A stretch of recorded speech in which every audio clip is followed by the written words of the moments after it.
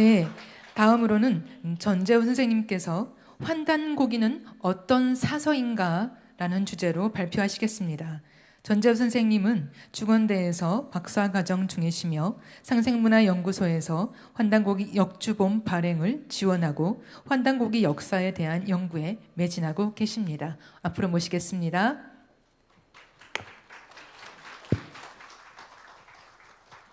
큰 박수 부탁드립니다. 네, 전재우입니다. 앞에서 이매님 우리 선생님께서 너무 열정적으로 해주셔가지고 저는 또 이름이랑이라서 또 그러면 이렇게 조용하게 가야 되나 싶기도 한데요. 참 오늘 제가 하는 것은 저도 이렇게 아직까지 공부를 하는 입장이고 우리 여기 귀중하게 이 시간을 내서 오신 우리 모든 그 귀빈들께서 또 나름대로 다 생각하고 계시기 때문에 저와 함께 요즘 이제 보면 이제 박물관의 가이드 이제 이런 게 많지 않습니까?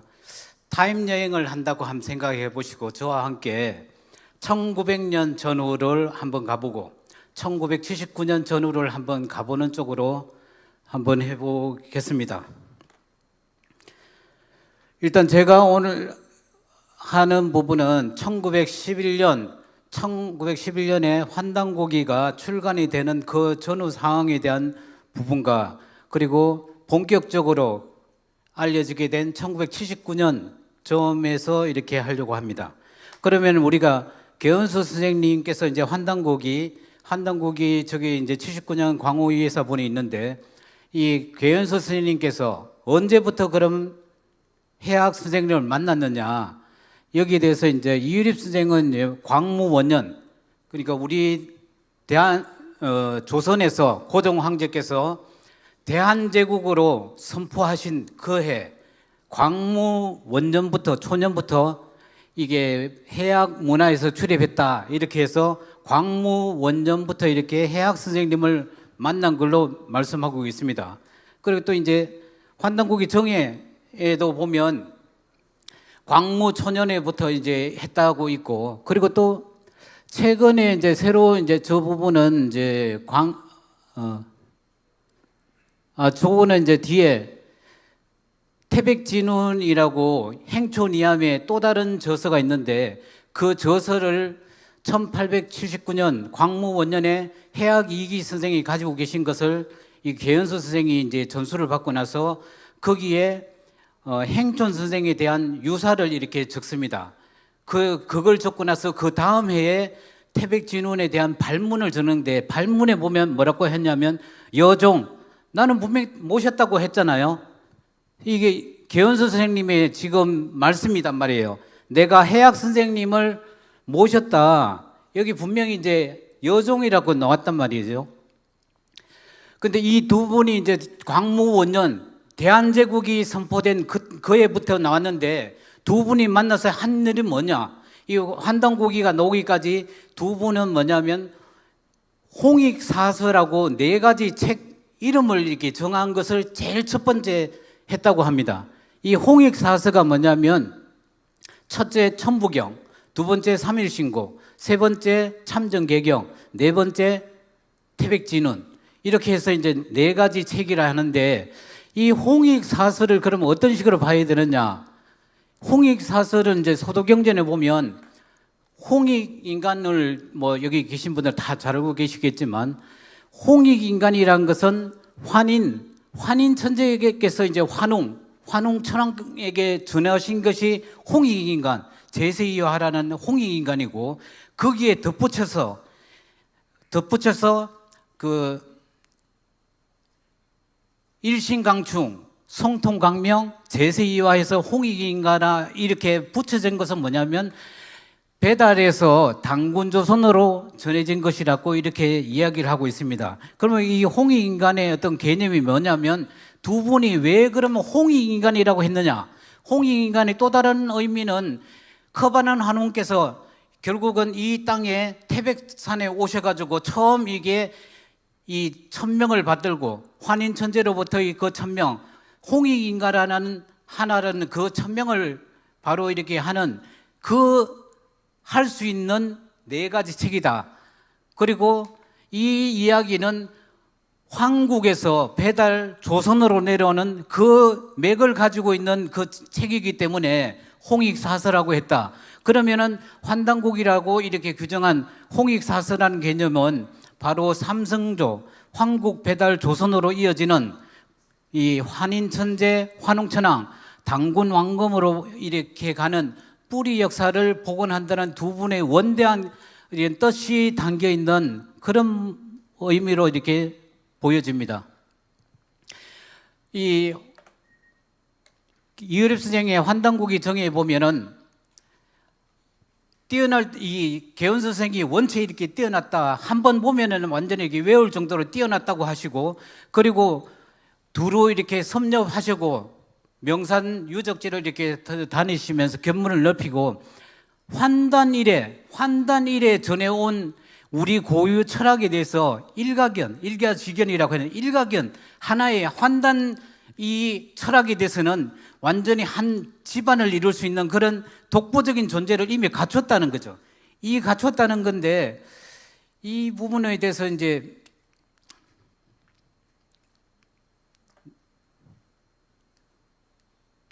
이걸 쓰고 나서 이제 우리가 이제 우리 논평하시는 박덕규 선생님께서 이렇게 자료를 주셔가지고 제가 찾아본 게 있는데 이 이유리 선생의 제자 중에 이제 청해 출판사 대표이신 전영배 씨가 2013년도에 강의하신 것이 통일교수에 나온 게 있는데 거기에는 뭐냐면 해학 선생님께서 개연서 선생을 이렇게 알아보고 삼장이라고 하는 이게 삼장의 세 가지의 특별한 뛰어난 점을 알아보고 그러고 나서 태백일사를 전해줬다고 했거든요. 그 삼장이 뭐냐면 나중에 이제 할 건데 유직이 당나라 때 유직이라는 사람이 있는데 역사학자인데 이 사학과 역사학자에서는 세 가지가 뛰어난 점이 있어야 되는데 그것이 뭐냐면 재능과 학문과 식견이 있어야 된다. 이 세 가지가 뛰어나야지 진정한 사학가인데 문제는 뭐냐면 이렇게 갖춘 사람이 너무나 드물다는 거죠. 그렇기 때문에 뛰어난 역사가가 거의 없다. 이런 평을 하신 게 있는데 근데 해학 선생님께서는 바로 이런 개연 선생을 그런 사학가로서 이렇게 뛰어난 자질을 인정하고 전수했다. 이런 거에 대해서 다시 한번 볼 수 있고요. 그리고 이게 실질적으로 이게 실존 인물로서 전 세계에 알린 분이 있습니다. 이 정신철학 통편을 쓰신 전병훈 선생님께서 이제 이렇게 중국에 가서 도관에서 이제 공부를 하고 나서 자신의 그 공부한 것을 정신철학 통편이라고 해서 이제 책을 막 내려고 할 때 그때 이제 단군교 간부인 윤효정으로부터 천부경을 이렇게 전해봤거든요. 이 천부경을 전해받고 나서 이제 자기가 책 출간하는 걸 미루면서 그러고 나서 천부경에 대한 연구와 주석을 넣고 해서 그것이 놓은 것이 이제 뭐냐면 정신철학 통편이라고 하는데 거기에 이제 천부경이 소개됐습니다. 거기에 개연수 선생에 대해서 이렇게 백산에서 약속해르고 있는 이게 개연수라는 한 도인이 있다. 이렇게 실존 인물로서 분명히 소개했는데 이 책이 나중에 자기 그 제자들에 의해서 전 세계 당시에 1920년대에 전 세계에 배포됩니다. 이게 이제 전만조 씨 이제 1931년에 책에 있는데 그 제자들이 보면 전 세계 29개 당시 1931년 당시 그러니까 1920년이죠. 1920년대 보면 29개국에 이 책이 배포되고 그리고 그 29개국에 있는 당시 150개 대학교 그러니까 지금으로 보면 거의 뭐 모든 대학에 다 갔다고 보는 거죠. 그리고 또 보면 세 총통 그러니까 미국, 프랑스, 스위스 당시 제국에서 세 대통령한테도 이 책이 배포됐다고 합니다. 근데 이 책이 배포된 이 출간이 1920년에 되는데 이 해는 개연서 선생이 또 운명을 달리하는 참 애석한 해입니다. 우리가 이제 서천 출신이시건 서천에서 이렇게 서천에서 이렇게 출생하셨고 그쪽에서 근거지가 되고 정주가 있는데 정주는 저게 뭐냐면 나중에 개연수 선생이 이탁이라는 분을 찾아가서 쫓았다고 모셨다고 되는데 그분을 참정계경을 이렇게 받게 되는 곳이 정주고, 그리고 태천의 백관목 진사에 가서 이제 책을 이렇게 당군세계 북부역이 이렇게 같이 들어오고, 삭주에 가서는 또 이제 삭주에는 저기 이제 고성이시 집성촌에서 이영식 진사집에서 이렇게 또 얻게 되고, 묘양사는 여기 나중에 이제 천부경 석각을 발견하게 되고, 천마산에 저 옆에가 있는데 저기가 개연수 선생의 운초 서소라는 저는 이제 그 부분이 이제 운초 선생의 그 서재 연구실과 같은 그런 곳으로 보거든요. 저기 천마산 옛 이름이 백운산인데 그 백운산의 운자를 따서 운초라고 했다. 운초 백운산의 나무꾼 그 운초 서소라 해서 저기서 보면 책을 많이 간행되거든요. 이제 거기 일단 근거지가 되고, 나중에는 이제 묘양산에서 당구람에서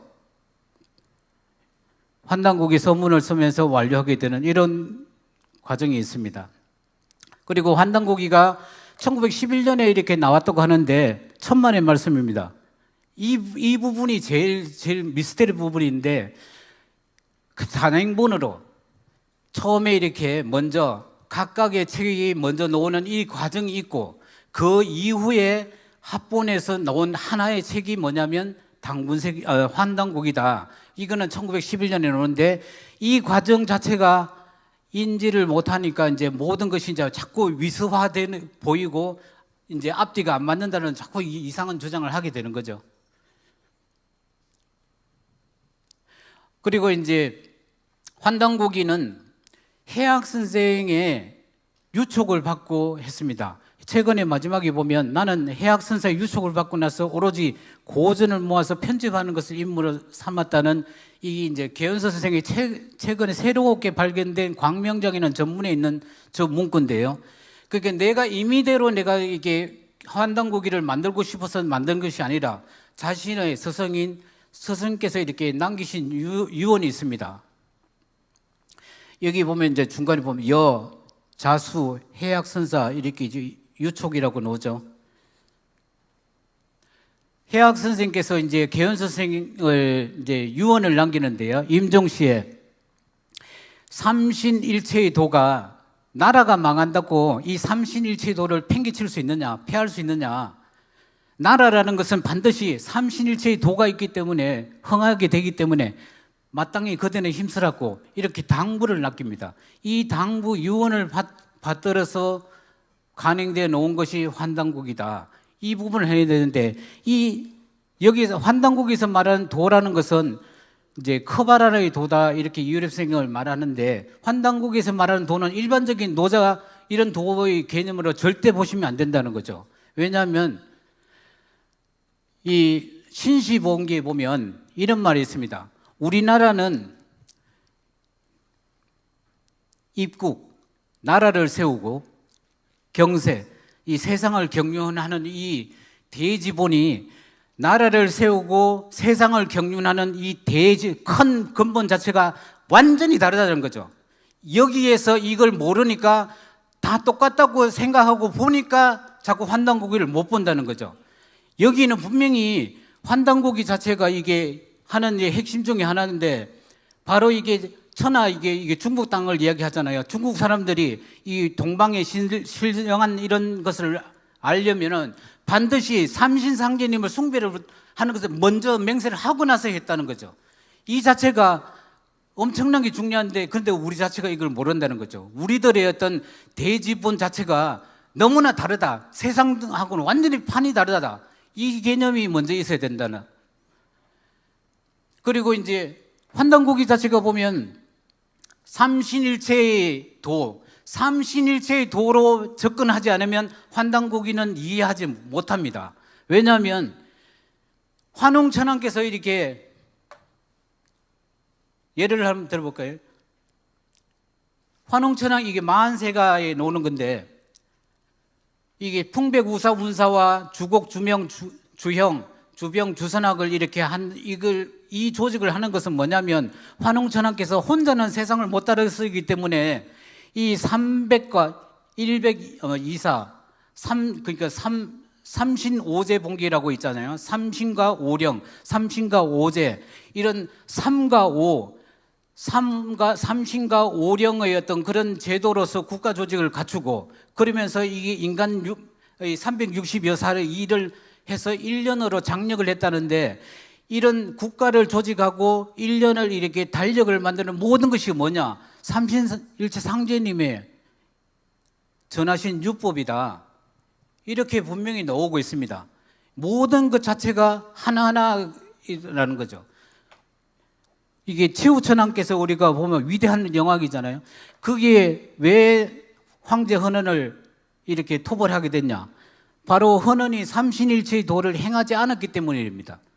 그것을 지금 신시본기에 나오거든요. 그런데 그 부분에 대한 것을, 이런 것은 삼신일체에 대한 이 개념이 정확하게 있어야지 환단고기에 대한 접근이 된다. 다시 한번 말씀드리고, 그리고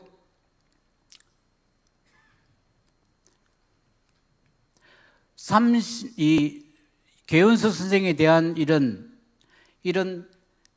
한눈에 알아본 해학 선생께서 바로 이런 것을 감당할 수 있는 학문적 역량을 갖춘 사학가로서, 대학자로서 갖췄기 때문에 이것을 이렇게 유촉을 맡길 정도로 학문이 대단하다. 여기에 대해서도 개연수 선생의 학문에 대한 새로운 어떤 것을 인지를 해볼 필요가 있다는 거죠.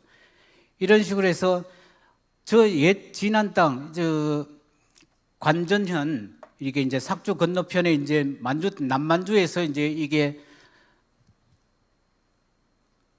5월 5일 날 법례를 완성하고 나서 환단고기를 이제 가서 이제 30불을 놓게 되는데, 저는 이제 처음에는 저도 이제 개념이 중국 땅에 가서 이렇게 환단고기를 만들었구나 이런 생각을 했는데, 제가 아차 이게 잘못 생각했다 며칠 전에 생각되는 게 뭐냐면, 이 당시가 지금 한일 합방이 되고 이렇게 이미 나라는 이제 무너졌잖아요. 근데 왜 저기 갔냐? 이제 이유립 선생은 전진안이라는 그런 이제 주석을 다루는데, 바로 거기는 삼조선 체제의 진조선, 진안 땅이 있는 그 본거지가 있는 그곳에 가서 지금 이게 책을 발간했다. 이 개념에 대해서도 한번 생각해 보면, 환단고기가 왜 관전을 가서 이렇게 나왔느냐, 이런 것도 다시 한번 생각해 볼 수 있습니다. 이런 여러 가지가 있는데, 이제 실질적으로 보면 환단고기 정의나 여러 가지 보면 이유립 선생이 자기가 봤다는 백형규씨 소장본, 전봉천씨 소장본이라는 이런 환단고기에 대해서 이렇게 여러 가지를 이야기하고 있습니다. 그러면서 이제 왜 그러면 저런 다른 판본이 있다는 걸 알고 있는데 이런 걸 자체가 우리가 모르잖아요. 이게 오로지 지금 이제 뭐냐면, 이 남한 땅에 이유립 선생이 혼자만 환단고기를 가져왔고, 그 환단고기를 주장하는 한 사람이 유일하기 때문에 이유립 선생만 사실은 목을 저으면 딱 이렇게 죽어지는 거죠. 그게 그 논리이기 때문인데, 문제는 이제 이게 다른 곳에도 있다는 거죠. 아까도 말씀했지만 심당전서가 이분이 이제 심당 2고선인데, 여기에 보면 참고문헌만 421종이거든요. 이걸 이제 당군색이라든지 이렇게 노는데 이제 환단고기가 나오죠. 근데 이제 이런 것을 이제 뒤에 참고문헌이 이 책이 81년도 나왔기 때문에 뒤에 나중에 추가된 게 아니냐, 그렇게 생각할 수 있잖아요. 그죠? 이 책 자체는 심당의 모든 책이기 때문에 아들이 쭉 해서 81년도에 나왔단 말이에요. 그러면 이것은 이제 뭐냐, 단서대강이에요. 단서대강이 서문을 1965년에 완성하거든요. 결국 65년 이전에 완성하는 거잖아요. 그리고 실질적으로 보면 갑신년에 뭐냐, 1944년이죠. 갑신년에 단서대강을 편찬하는 도중에 느낀 소감이라 해서 자기가 시를 쓰는 게 있는데, 그 첫 마디가 뭐냐면 편성 황국만년사. 황국만년사를 이야기하는 데는 환단고기밖에 없어요. 어떤 데도. 그러니까 이게 44년에도 이미 그런 얘기를 하고 있었고, 그러니까 1924년 갑자년에 환단세감을 왜 만들었냐? 자기가 이게 황국 만년사를 하는 그 황통도를 계보를 만들기 위해서 계보도를 먼저 만드는 게 환단세감이라는 거죠. 그게 이제 1924년에 나온 거고, 이거는 1965년에 이미 이제 최종적으로 나오는 그 20년에 걸쳐 이렇게 대작인데, 그 중간에도 보면 이제 태백유사 뭐 이러든 여러 가지 많고 한데, 직접적으로 이렇게 환단고기에 근거해서 이렇게 말을 한다고 하는 본문은 그러면 저거는 어떻게 고치냐 이거죠. 창구문헌은 나중에 넣는다 하는데, 그렇잖아요. 이거는 이제 고성희 씨 집안에서 이제 다른 분께서 이제 이김문 선생이 이제 이걸 이제 새로 이렇게 이제 발간해서 91년에 나왔던 건데, 행촌 선생 연보라는 게 있어요. 행촌 선생의 실기는 저 이제 안동 쪽에서 그쪽 고성희 씨 집안에서 나왔었고, 그래서 이제 청도 쪽에서 이제 완성됐고, 이것은 이제 삭주 쪽에서 있는 고성희 씨 집안에서 원래는 시섭제 이삼문 선생이 했다가 그 이후에 한참 후에 이제 여러 이제 그 후손들이 해서 1920년에 홍범도 장군에게 이제 발문을 부탁해요. 그러니까 우리가 알고 있는 홍범도 장군이 1920년 이게 뭐냐면 봉오동 전투 벌어지기 약 한 달 전이거든요. 그때 지금 이 발문을 쓴단 말이에요. 그 발문에 보면 이게 농상집요, 당군세기, 그리고 태백진원에 대한 걸 이렇게 이야기한단 말이죠. 이제 이걸 이제 예전에 이제 다른 분들이 이제 이상하게 이제 해석을 했는데, 일단은 1920년에 책이 이렇게 존재하는데 왜 그러냐? 이거는 홍범도 장군께서 보면 한시도 지었습니다. 한시도 뭐 여러 거 있는데, 그 중에 보면 두 번째 우리가 빨간 줄을 보면 신시영년 1500, 신시영년, 우리가 신시 배달이 1565년이잖아요. 신시영년 1500이라고 이렇게 정확하게 시에서 표현하고 있다는 거죠. 그러니까 이게 1920년대까지만 이게 환단국에 있었다는 것은 그대로 이렇게 또 다르게 이게 증명이 되고, 이런 것에 의해서 이제 다른 데도 있었는데, 해방이 되면서 이제 계현수 선생이 돌아가시고 나서 모든 것이 뭐냐면 이게 불타고, 배달을 쓰기 불타고 나서 거기에 있던 자료들도 없어지고, 또 그분들이 대부분 뭐냐면 독립운동가예요. 열혈단원들이라서 대부분 잡혀거나 죽거나 이러다 보니까 이런 이제 맥이 못 전해주는 게 많은데, 이제 우리가 이제 최근에 이제 돼 있는 환단고기는 이 오형기라는 분에 의해서 다 보면 써여져 있는데, 저기 있는 광호예사 분도 사실 오형기 선생님 거고, 배달의 습본도 보면 오형기 선생님 필체인데, 이 오형기 선생님도 저도 이제 찾아주려고 여러 번 노력해봤는데, 실질적으로 이제 이 자체가 이제 안 찾아지니까 뭐 실체가 없다 이런 얘기도 많이 나왔거든요. 근데 이제 이 광주 향교에서 보면 오형기 선생에 대해서 이렇게 자기가 회원이었다는 것을 밝혀주고 있잖아요. 그리고 자기 집안에 이 글씨책에 보면 환단고기에서 많이 보는 글씨책일 겁니다. 오형기 선생이 자신이 집안에 가성을 이렇게 했고, 그리고 실질적으로 이제 이게 오형기 선생이 직접 3일 신고 병풍을 이렇게 만들어서 자기 아들들에게 줬는데, 이 병풍을 이 안경전 역주자님께 이제 기정도 직접 해드렸거든요. 이런 이제 실제적으로 살아있는 분이 바로 이렇게 오형기인데, 이 오형기라는 분이 어떤 분이냐면, 실제적으로 하려 보니까 이분도 대학자다. 그러니까 우리가 이제 아까 앞에 이미련 선생이 얘기했던 임창순 선생, 우리나라 금석학의 대가였지 않습니까? 그 임창순 선생이 그 스승이 누구냐면 홍치유 선생인데, 홍치유 선생이 충청도 보은에 있었는데, 그 이 오형기 선생이 전남 해남에서 이렇게 태어났거든요. 해남에서 충청도 보은까지 걸어서 이렇게 사사받으러 다녔거든요. 이게 그 문화에서 참 대단한 분들이 많은데, 이런 거를 보면은 해남에서 이미 보험까지 다닐 수 있는 그런 교통망, 정보망을 갖고 있기 때문에 49년도에 강화도에 가는 것은 충분할 수 있지 않느냐.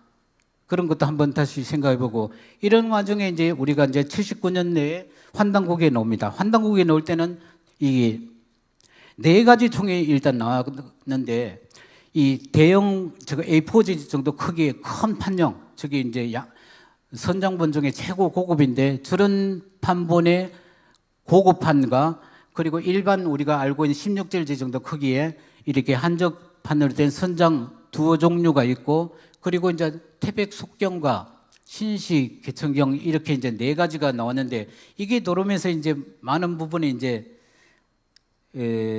어떤 부분이 있었냐면 잘못된 부분이 있어서 많이 해소했다고 했잖아요. 이 부분도 저도 이제 오종년 선생하고 이제 통하면서 이제 책을 다시 확인됐는데, 일반적으로 서점에 배포됐다 하는 환단고기는 사실은 그건 80년대 이후고, 이 광우이에서 나온 이 서점은 어디냐면 인사동 거리, 인사동에 고서점을 취급하는 통문관, 예문관, 그러니까 고서점 취급하는 그곳에 이제 배부를 했었다가 이게 유통이 됐는데, 그러다 보니까 사실 보면 빨리 회수할 수 있는 거죠. 거의 대부분이.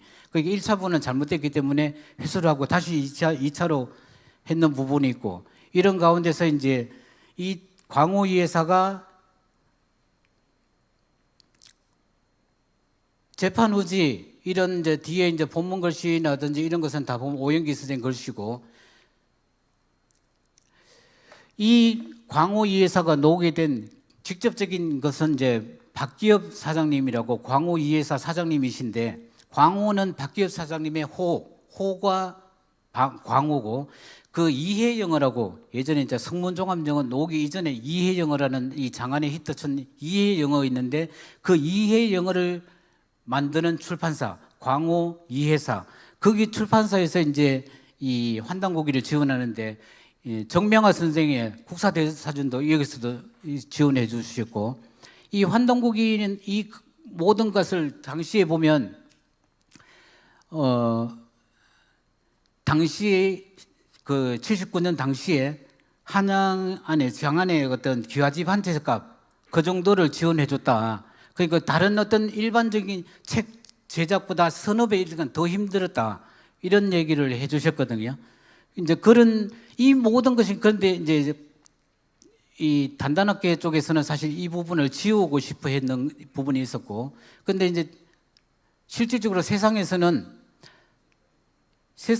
이제 이 광우이 회사본으로 인해서 사실 이렇게 다 전파가 되는 거죠.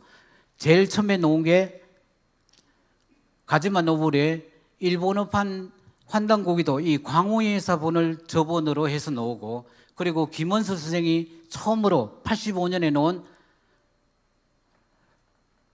광우이 회사도 그 광우이 회사고, 그리고 이제 모든 정신세계사에는 임성국 선생의 환단고기도 광우이 회사다. 그런데 이 광우이 회사에서 배달의 숙본이 이제 나왔는데, 이제 이게 이제 잘못 알려진 것 중에 하나인데, 이 광우이 회사본을 이게 잘못됐기 때문에 수거해서 그걸 이제 오류를 수정하고, 그 수정한 본을 새로 만드는 것이 배달의 숙본이다, 이렇게 이제 잘못 이제 우리가 많이 인식하고 있는데, 이 자체가 잘못됐다는 거죠. 이런 의도도 사실 있기는 있는 것 같은데, 중요한 것은 뭐냐면 이 이유립 선생은 이제 단단하게 해서는 이 배달의 숙본은 뭐냐면 환단고기에 대한 정본을 만들기 위해서 이 배달의 숙, 그 운초 계연수가 원저자인 배달의 숙에서 발행한 그 책을 두 번째 재판을 했다, 이 이야기를 판권에다가 넣었다는 거죠. 그러니까 이유립 선생이 배달의 숙이라는 회사를 만들어서 이렇게 발행했다는 게 아니고, 1911년 배달의 숙에서 나왔던 그 판본의 재판으로서 이 본이 원형이다, 이 개념이기 때문에 사실 보면 그 광우이 회사의 연장본 이 개념은 아니다. 그리고 또 하나는 뭐냐면, 이유립 선생이 이제 환단고기 정해를 이렇게 83년에 나오게 되는데, 이거는 이제 제자 전영배 선생한테 준 글에 보면 오는데, 마지막에 보면 뭐냐, 환단고기는 선사의 소편이고 여 정에는 지금 나의 이 환단고기 정에는 감히 이렇게 선사의 그 뒤를 잇노라 해서 이렇게 환단고기 정예를 이렇게 하는데, 이 정예의 저본이 뭐냐, 배달의숙본이라는 거죠.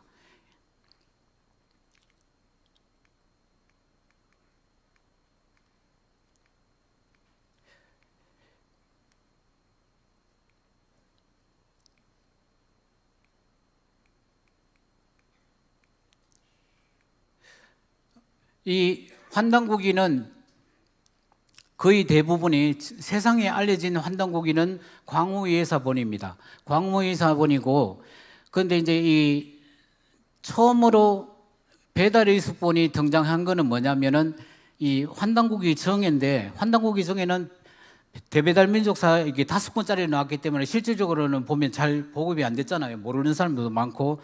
그리고 처음으로 놓은 것은 이 코리안 북스, 이 청해 출판사 그 사장님, 이 코리안 북스에서 이게 이 버전이 뭐냐면 배달의숙본이죠. 그러니까 세상에서는 이때까지만 해도 광우예사본이나 배달의숙본에 대한 개념 자체가 없는 거죠. 그냥 환단고기의 하나 그냥 번역이다, 이런 정도로만 있었겠고, 이것도 이제 그 세 권이나 돼서 이제 나름대로 했는데, 이 부분은 이제 그리고 2005년도에 한뿌리에서 이 정본이라는 글자를 붙여가 환단고기를 냈는데, 이것은 이제 배달의숙본이 만들어지기는 만들어졌지만 그게 세상에서 유통은 안 됐거든요. 일부 인사들한테만 지급되고 거의 보면 이렇게 유통이 안 됐기 때문에, 이 유통되는 것을 위해서 이제 이 오정연 선생이 자기가 가지고 있던 그 배달의숙본을 한뿌리 사장한테 이제 주가지고 이걸 그대로 이제, 이게 이제 영인본이죠. 쉽게 말하면 이거는 그대로 영인본이죠. 있는 그대로 해서 이제 정본이라고 이렇게 붙인 거죠. 요게 이제 배달의숙본이 원정대로는 세상에 나돌게 된 최초고, 이런 것이 있었고, 근데 이제 이 부분도 이게 원저와 이게 교열 부분이 이제 뒤바뀌어 있어가지고 좀 궁금했는데, 저거는 이제 미스테이크, 오류인데, 원래는 이제 배달의숙본에 보면 우리가 오른쪽이 이제 이게 교열, 해악이익이, 그 다음에 원저, 일십당주인, 개연수 이렇게 돼야 되는데, 이 가로쓰기 버전으로 착각을 해가지고 거꾸로 이렇게 이제 배열을 했는 거죠. 이런 식으로 해서 환단고기 이제 역주본이 나오면서 모든 게 이제 그 배달의숙본이 되고, 그리고 이제 행촌문화원에서도 이렇게 이것도 이제 또한 배달의숙본으로 나왔다. 이렇게 해서 이제 그전에는 광우예사로 나왔고, 모든 것을 이제 그 이후로 상생출판사에서 놓으면서 간행사 중심으로 광우예사와 배달의숙본에 대한 구분을 이렇게 지으면서 그 평가에 대해서 이제 가지게 됐다. 이런 걸로 한번 보면서 마치도록 하겠습니다. 고맙습니다. 네, 소중한 발표 감사합니다. 전재훈 선생님은 환단고기 역주본 발행에 아주 크게 기여하신 분이십니다. 그래서 과거에 소중한 우리 사료들을 아주 연구를 많이 하셨고, 그래서 우리 환단고기가 얼마나 가치 있고 소중한 정통 사서인지에 대해서 밝혀주시는 소중한 시간이 되었습니다.